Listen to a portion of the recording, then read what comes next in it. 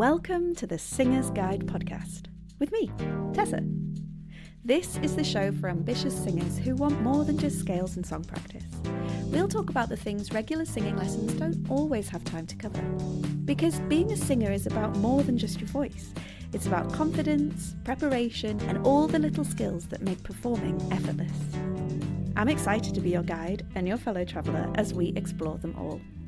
Let's get started. Hello and welcome to episode 6 of the Singer's Guide podcast.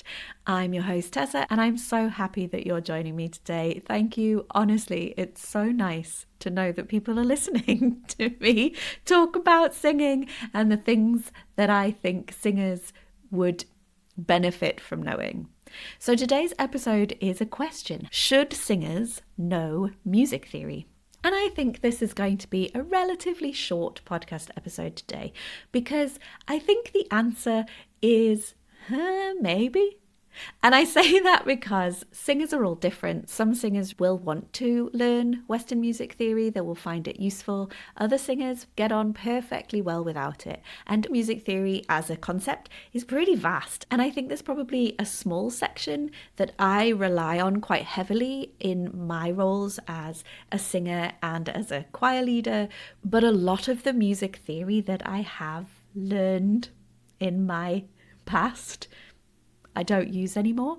So I'm going to talk about the bits of music theory that I think are useful for me. And that is not to say that you must learn them. It's more to say that these are the tools that I find useful and here's why. So the first thing to say is that knowing some music theory is going to be useful if you are reading sheet music of any kind. It's helpful because it can get you to learn the song faster if you're reading it. But if you're learning by ear, maybe not. It might help you as a songwriter to be able to notate your ideas in a way that means that you can give them to other musicians and they'll be able to understand and play what you have written much quicker potentially than you sort of telling them your ideas without that standardized language, if you like. For some singers, it helps to know the theory behind what you're singing.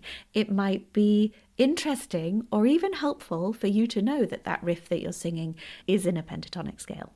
Maybe, but it's not hugely necessary. There are hundreds and thousands of singers who sing pentatonic riffs all the time and don't know that that's what it is. It makes no difference to the way that we perceive that music or the way that they approach it. The thing that I find I use music theory for the most is to explain why I find something difficult. And I know that that might sound weird, but I use it as a tool to help me have self-compassion. And I will go further. I will explain that more.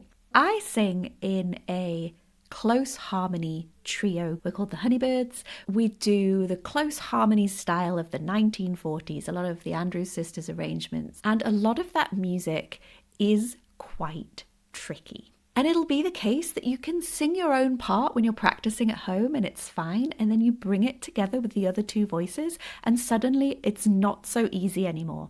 And the way that music theory helps me in that circumstance is by explaining why it's suddenly become hard. Why is it hard? Well, because I'm on this note and the singer next to me is a second away. That's tricky. Or the note that I'm singing within this chord, now that the chords are in, is much more difficult because it is not one of the common, easy to hear tones, 1, 3, 5. Maybe it's a flat 9. And if you don't understand what I'm saying here, that's sort of my point, is that when you don't understand the music theory stuff, it's just abstract and you can find things tricky. And because you don't understand why you find them tricky, oftentimes you can turn back within yourself and go, well, it's obviously my fault. I'm not doing something that I should be doing. You can spiral, oh my God, I'm like the worst singer in the world ever. But it's not that. And I think that my knowledge of Western music theory helps me in this context. It helps me not to spiral. It helps me to find a reason why that thing is difficult. And that's often enough to give myself a little bit of grace and go, okay, so that's hard. There's something to practice. So do you as a singer need to know music theory? No. But is it a tool to help you not only improve your musicianship, be able to communicate your ideas to other musicians slightly easier or slightly quicker, but also to give yourself some compassion, some scaffolding when you're learning tricky things? Yeah. And I think for that reason, I'm glad that I know it, but I'm not going to say that everybody needs to. If you have no interest in it, then it's going to be quite hard to make yourself learn it. If you are interested in it, there are elements of practical music theory, like what I've just been talking about, knowing the degrees of the scale, being able to recognize when things are challenging and why they're challenging. There are elements of that within the Singers Practice Hub, which is my membership, which supports singers in their singing practice so that they continue to get better and better, and I am so proud of it, and I would love to have you there.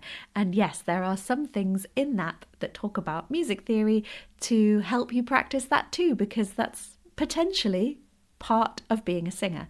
But like everything in the hub, there are sections there that you may be more interested in or less interested in. We've also got voiceless options. You can listen to episode 5 where I talk about the quiet practice toolkit. That is within the hub too, and episode 1 with warm-ups depending on how you feel. They're all in the hub too, so come and check it out. And before I finish, as always with the episodes in this season, I am asking, what is something that you wish you had learned earlier in your singing career, or that you haven't learned yet? Maybe music theory. Do you feel like it's hindering you or not, to know it or to not know it? I'm asking these questions so that I can collate your answers. These are all the things that singers wish that they'd come to earlier in their singing journeys, and maybe we will make an episode about it. And with that, I will sign off and be very proud of myself for a very short episode this week. And I will see you next time. Thank you for listening, and happy singing. Thanks for tuning in to the Singer's Guide podcast. You'll find all the resources and links from this episode in the show notes. If you found this episode helpful, please subscribe to the podcast, leave a review, and share it with a fellow singer who'd love it too. And don't forget to connect with me on socials at Tessa Smith Music. Keep singing, keep practicing, and I'll see you next time.